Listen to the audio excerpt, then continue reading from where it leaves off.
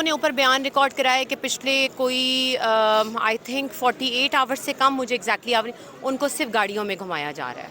काला शाह काकू, लाहौर, इस्लामाबाद, और फिर उनको सुबह लाहौर लेके गए हैं, जो कि अभी उन्होंने अपने खुद 3 बार। ये कहाँ का इंसाफ है, मुझे बताएं। अस्सलाम वालेकुम, मैं हूं शाहिद हुसैन। फयाज महमूद साहब इस्लामाबाद से एक बार फिर मेरे साथ मौजूद हैं। फयाज भाई, आपका बहुत शुक्रिया। फवाद चौधरी जो कि पीटीआई के एक सीनियर सियासतदान हैं, बल्कि उनको तो हर तकरीबन हम देखते हैं कि हर चीज़ में सफ़े अव्वल का दर्जा दिया जाता है, वो आगे आगे रहते हैं। बेशुमार चीज़ें उन्होंने की, शायद उसी का खमियाजा जो है आज उनको भुगतना पड़ रहा है। अच्छा, ये बताइएगा कि उनके स्टेटमेंट के मुताबिक भी और वैसे भी जो अवाम ने देखा कि उनको घन चक्कर बनाया गया, यानी कि लाहौर से इस्लामाबाद, इस्लामाबाद से लाहौर, कभी अडियाला जेल, ये क्या मामला है? और आज पूरी जो अदालत के अंदर कार्रवाई रही, वो क्या कार्रवाई रही और खानदान का क्या कहना है, उनकी फैमिली का क्या कहना है? शाहिद भाई, आपका बहुत बहुत शुक्रिया। सबसे पहले हम बात कर लेते हैं फवाद चौधरी के आज केस के हवाले से। की समाअत थी तो दिन भर होता क्या रहा, और उसके बाद फिर मैं रिएक्शन पे आऊंगा, और वो भी बड़ा इंटरेस्टिंग है। कुछ चीजें वो भी मैं आपके नाज़रीन का से शेयर कर लूंगा। सबसे पहले आपको याद होगा जो लास्ट हियरिंग थी, जब जिस्मानी रिमांड मुकम्मल हुआ था, तो सुबह 8 बजे उस टाइम तक वकला नहीं पहुंचे थे कि फवाद चौधरी को कोर्ट रूम पहुंचा दिया गया था। सबकी दौड़ें लग गई। तो आज भी यही होना चाहिए था कि आज सुबह 8 बजे पहुंचा दिया जाता। नहीं, लेकिन आज ऐसा कुछ नहीं हुआ। पुलिस की जानिब से हुआ ये कि आज सुबह 8:30 बजे वकला पहुंच गए। पहुंचने के बाद इंतजार किया जाता रहा, और मालूम यह हुआ कि फवाद चौधरी को अभी तक पेश नहीं किया जा सकता। क्यों पेश नहीं किया जा सकता, वो मैं आगे चल के बताता हूं, लेकिन उससे पहले पुलिस ने कहा कि हमें वक्त दे दीजिए, हम उसको लेकर आ रहे हैं। तो अदालत ने कहा ठीक है, हम 11 बजे का वक्त रख लेते हैं, उसके बाद आप ले आइए। फिर 11:30 बजे के अराउंड अबाउट दोबारा समाअत हुई, तो हम कोर्ट रूम में मौजूद थे, हम कुछ सहाफी भी मौजूद थे। तो अभी समाअत होने से पहले ही, क्योंकि हम कोर्ट रूम में चले गए, तो जज साहब अपना जुडिशियल वर्क कर रहे थे, तो उन्होंने हमें बताया कि अभी तक तो मेरे ख्याल में नहीं लेके आए, क्योंकि आप उसी केस में आए हैं। तो कुछ इस तरह हमें बताया जा रहा है कि एक रूलर आ रहे हैं यूएई के, तो उनकी वजह से रास्तों की बंदिश है, और बताया जा रहा है कि जैसे ही रास्ते खुल जाएंगे तो हम फवाद चौधरी को अदालत पहुंचा देंगे। तो अब जैसे ही उनके वकला आते हैं, हम उनको भी ये आगाह कर देंगे। तो आपको भी मालूमात मिल गई है, तो अब आप बैठना चाहे तो बैठ जाइए, यहाँ से जाना चाहे तो चले जाए। तो हम मतलब समझ गए, और हम वहां से निकल आए। खैर, उसके बाद हुआ ये कि 11:30 बजे दोबारा कॉल हुआ केस, तो जज साहब ने उनको बता दिया कि पुलिस कहती है कि जब रास्ते खुल जाएंगे तो हम उनको ले आएंगे। तो जिस पर अदालत ने पुलिस को वाज़ेह और कैटेगोरिकली एक बात कह दी कि आपने जितने बजे भी लेके आना है, आप हमें एक टाइम दे दीजिए, बल्कि 15 मिनट का मार्जिन ले लीजिए। लाइक, आप अगर कहते हैं जी हम 12:30 लेके आएंगे, तो आप पौने 1 बजे ले आइए। आप कहते हैं कि जी पौने 1 लेके आना है, तो आप 1 बजे का हमें वक्त दे दीजिए। तो जिस पे पुलिस ने अदालत को बताया कि हम अदालती वक्त के दौरान ही ले आएंगे, ये बात उन्होंने कहा। जज साहब ने कहा कि अदालती वक्त तो फिर 8:35 पे शुरू हो चुका है, और 3:25 तक जारी रहेगा। अब आप बताएं कि आप किस अदालती वक्त पर लेके आएंगे। तो उन्होंने कहा कि 3 बजे से पहले हम ले आएंगे।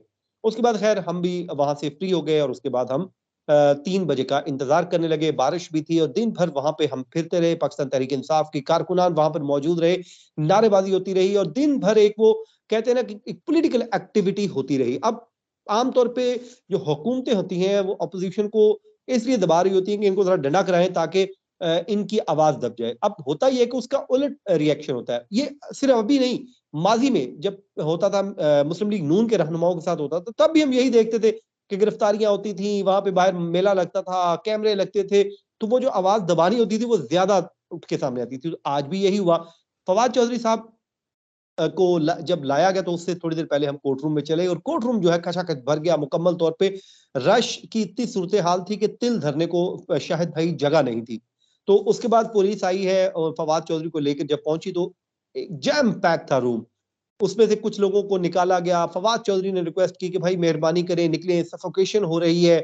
और बिल्कुल हम वो, मैं तो एक नुकड़ लग के खड़ा हो गया ना, बल्कि जज साहब भी हंसने लग पड़े कि आपने ठीक जगह पक्की मली हुई है, आप लास्ट हियरिंग पे भी यहीं खड़े थे, और आज भी आप यहीं खड़े हैं। तो खैर, वहां पे हम खड़े। उसके अलावा जो फराज चौधरी, जो उनके भाई जख्मी हुए थे, उनकी अहलिया मेरे साथ खड़ी थी, बीना चौधरी। उन्होंने बल्कि मुझे बताया कि फवाद चौधरी साहब की जो वालदा हैं वो बूढ़ी हैं, उनकी तबीयत भी खराब है, और आज उनको हॉस्पिटल भी लेके गए हैं। उन्होंने मुझे फिर डिटेल बताई कि देखें कि हमारे साथ कितनी ज्यादती हो रही है, वालदा को नहीं मिलने दिया जा रहा, औलाद को नहीं मिलने दिया जा रहा, फैमिली को नहीं मिलने दिया जा रहा। तो ये कहाँ का इंसाफ है। तो उसके बाद जब कोर्ट रूम में फवाद चौधरी साहब आ चुके, तो बाबर अमान भी मौजूद थे, इसी तरह इलेक्शन कमीशन के वकील साद हसन, और उसके अलावा प्रोसिक्यूटर अदनान भाई भी मौजूद थे। और उन्होंने आर्गूमेंट्स का आगाज यहाँ से किया कि जनाब, हमें आसान सा हल है जी, हमने लैपटॉप रिकवर करना है।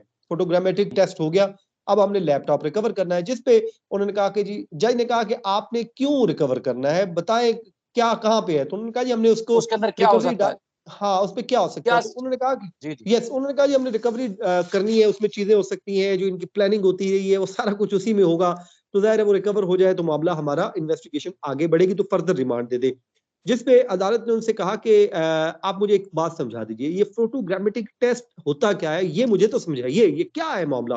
तो खैर उन्होंने कहा कि देखें, वो पहचान करनी होती है कि ये बंदा कौन है, इसकी पहचान, ताकि वो मुकरे ना, ये ट्रायल में बड़ा जरूरी होता है, सुप्रीम कोर्ट का फैसला है। तो बाबर अवान ने कहा कि भाई सान सी बात है, ये फवाद चौधरी है, आप इसको देख लीजिए, जो टॉक कर रहा है, जो मीडिया पे बात कर रहा है, वो भी फवाद चौधरी है, और फवाद चौधरी अपनी बात पे आज भी कायम है, वो नहीं मुकर रहा, वो एज इट इज वही बात करने को तैयार है जो उसने पहले की थी। तो इसलिए आप बेफिक्र हो जाएं। तो जिस पे बाबर अवान साहब ने इसकी मुखालफत की और कहा कि जी आप इनकी जो जमा है डिस्चार्ज बल्कि करें, वो तो कहते हैं डिस्चार्ज करें, हमारा डिस्चार्ज का मुकदमा है। तो खैर अदालत ने उनका जुडिशियल रिमांड मंजूर करते हुए उनको जेल भेज दिया। अच्छा, जैसे ही फैसला आया तो वहां पे मेरे साथ, क्योंकि उनकी भाभी खड़ी थी, बिल्कुल मेरे साथ खड़ी थी, तो उन्होंने यकदम नारा मारा। अब कोर्ट रूम थी, जज साहब ने थोड़ा सा गुस्से का इजहार भी किया, इसी तरह जो फैमिली, फवाद चौधरी साहब ने भी गुस्से का इजहार किया, फैसल चौधरी साहब ने भी उनको कहा कि भाई हम, आप तो वकील हैं। इस तरह कुछ और लोग जो है वहां पर तस्वीर बनाने लग पड़े, उनको फिर जज साहब ने डांट भी पिलाई कि ये देखें मेरी कोर्ट का डेकोरम जो है वो खराब नहीं कर सकते, क्योंकि कोर्ट रूम में ही तस्वीर बन रही थी। फिर फवाद चौधरी साहब से हमने पूछा कि, बल्कि उन्होंने कोर्ट को बताया, उन्होंने कहा कि जी इन्होंने क्या करना है रिमांड का। देखिए उन्होंने कहा मैं 6 दिन से इनके पास हूँ, मुझे 2-2.5 घंटे सोने दिया गया, अब ये मुझे लाहौर बार बार ले जाते हैं, वहां से लेके जाते थे, काला शाह काकू आते थे, वहां से फिर वापस ले जाते थे, मुझे इन्होंने ट्रैवल पे रखा हुआ है। उन्होंने कहा कि मकसद इनका मुझे टॉर्चर करना है, टॉर्चर इसी तरह किया जा रहा है कि मुझे इतने दिनों से मैं जाग रहा हूँ, बार मुझे मुसलसल ट्रैवल में रखा हुआ है। इसी तरह वो कहते हैं कि कल रात ठंड ज्यादा थी, सर्दी ज्यादा थी, तो कहते कि मुझे गाड़ी में भी नहीं, बल्कि जो पुलिस का डाला होता है उसमें लेके फिरते रहे। कहते चलो मुझे तो लेके फिरते रहे, मेरा तो कसूर है कि मैं जी पॉलिटिकली मेरी विक्टिमाइजेशन हो रही है। जो इंस्पेक्टर बेचारा लेके फिर रहा है, उसका क्या कसूर है, उसको किस चक्कर में आपने इतनी ठंड लगाई उसी डाले में बिठा के। ये तो वो रात कहता में वो तो कहाँ लेके इंसान जा है। रहे थे? ये बता नहीं, रात में कौन लेके जा रहा था? कहाँ लेके जा रहे थे? वो कहता जी पुलिस मुझे लेके जाती थी कभी लाहौर, लाहौर से कहते थे चले जी वापस चले, वापस आते थे, अभी काला शाह काकू के पास पहुंचते थे तो कहते फिर वापस चले, तो फिर मुझे नहीं वापस तो इस्लामाबाद लाहौर ले आए लाहौर क्या लेने जाते थे? फोटोग्रामेटिक टेस्ट करवाने लैब में। अच्छा। फिर कहते हैं जी हमने लैपटॉप रिकवर करना है। मकसद वो कहता है जी मुझे ट्रैवल में रखना इनका मकसद था। कहते कभी मुझे इस्लामाबाद ले आते थे, कभी लाहौर ले जाते थे, तो मुझे मुसलसल जब से मैं इनके पास इनकी कस्टडी में हूँ, मुझे इन्होंने ट्रैवल में रखा है। मैंने 2-2.5 घंटे की नींद ली है। तो बुनियादी तौर पे उनकी जो फैमिली है उन्होंने भी रिएक्शन दिया, उन्होंने कहा कि ये देखिए ये टॉर्चर नहीं है तो क्या है। ये एक तरफ में कह रहे हैं कि टॉर्चर नहीं कर रहे, दूसरी तरफ बंदे को सोने नहीं दे रहे, बंदे को मुसलसल वो लेकर फिर रहे हैं, ट्रैवल पे ट्रैवल किए जा रहे हैं, तो ये भी एक टॉर्चर की बदतरीन किस्म है, ये उनकी फैमिली ने कहा। फिर उसके बाद जो फवाद चौधरी की अहलिया है उन्होंने भी बात की और उन्होंने कहा कि बेफिक्र रहे, उन्होंने कहा कि पार्टी तो भी शुरू हुई है, और साथ ही साथ उन्होंने ये भी कहा कि इस तरह तो, बल्कि जो फराज हैं जिनको गिरफ्तार किया गया, उनकी अहलिया ने कहा कि फिर इस तरह तो होता है इस तरह के कामों में। तो खैर वो मजाक भी उड़ा रहे थे पुलिस का, उसके अलावा बड़े खुश भी दिखाई दे रहे थे। फराज चौधरी से मैंने पूछा, मैंने कहा जी आपको तो चोटें भी लगी थी, तो आप भूल गए आज किस फैसले की? उन्होंने कहा जी सब कुछ भूल गए, अब तो कोई और चीज हमें समझ नहीं आ रही, बस अब फवाद चौधरी का जुडिशियल रिमांड होना जरूरी था, अब क्योंकि बेल है तो कल बेल दोबारा लगी हुई है। वही उन्होंने कहा जी हम आएंगे 8:30 बजे, हम उसी बेल को फोर्स करेंगे कि जी हमारे नोटिस हुए हैं, इनको बुलाएं और बुलाकर इनको कहें कि हमारे दलाइल सुने और उसके बाद फवाद चौधरी को रिहा किया जाए। ये उनका ये एक मौकफ है। हुकूमत का परसेप्शन क्या बन रहा है इसमें? क्या है? इलेक्शन कमीशन ने मुद्दई है, ज़ाहिर है उन्होंने केस करवाया हुआ है। तो रिमांड की सज़ा उनकी मुस्तरद हुई। तो अदालत के अंदर क्या माहौल रहा? क्या पसपाई का सामना करना पड़ रहा है, रुसवाई का सामना करना पड़ा, या ठीक है वो भी अपने मौके पे वो कायम है? शाहिद भाई वो कहते हैं ना, खाया पिया कुछ नहीं, गिलास तोड़ा 12 आने। तो अभी तक जो प्रोसिक्यूशन है उनके हाथ कुछ नहीं आया, सीधी सी बात है। अब भाई आप बगावत के मुकदमे बना रहे हैं, बगावत का मुकदमा बनाना है, कोई तगड़ा बनाए, पता चले कि जी कोई एसेट बेच दिए हैं बैरून मुल्क, कोई और फंडिंग हो गई या कोई और चीज होगी, कोई ऐसी तगड़ी चीज हो। मेरे ख्याल में बड़ी ही कमजोर पोजीशन पे इस टाइम प्रोसिक्यूशन हमें दिखाई देती है, ये बिल्कुल फैक्ट है। प्रोसिक्यूशन जो है बिल्कुल इस टाइम कमजोर पोजीशन पे खड़ी है। उनका जो आर्गुमेंट था, पहला रिमांड तो आपको पता है मिल ही जाता है, दूसरा रिमांड के लिए भी उनकी यही थी कि देखें जी हमने 22 मैच करवा लिया था, और दूसरा फोटोग्रामेटिक टेस्ट होना बहुत जरूरी था। मोबाइल इनसे लेना है, लैपटॉप रिकवर करने हैं, इनके 2 घर हैं, सर्च वारंट लेने हैं, उसके बाद सर्च वारंट लेने के बाद इनके घर की तलाशी लेनी है।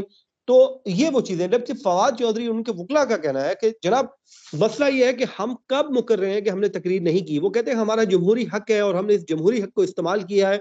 आजादी इजहार राय की आजादी हमें हमारा आइन देता है, तो हमने उस आजादी को अपना जो हक है उसको इस्तेमाल किया। वो कहते हैं जब हम मुकर ही नहीं रहे, जब मसला तो तब होता ना कि जब एक बंदा मुकर रहा हो, यार ये मैं नहीं हूं इस वीडियो में, जब वो मान रहा है कि इस वीडियो में नजर आने वाला फवाद चौधरी है, तो मैं हूं। इस तो केस का बनेगा क्या? आपको चूंकि अदालत आप रिपोर्ट करते हैं, अदालतों में आप केस का कहते हैं जैसे वकील को पता चल जाता है, जज को पता चल जाता है केस क्या है, कोर्ट रिपोर्टर को भी अंदाजा हो जाता है कि केस का निकलेगा क्या, क्या निकलेगा? आपको क्या लग रहा है?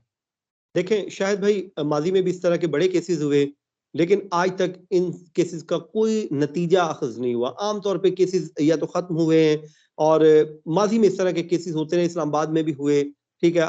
जब अतर मिनल्ला साहब चीफ जस्टिस थे तो उस टाइम खत्म भी हुए केसेस।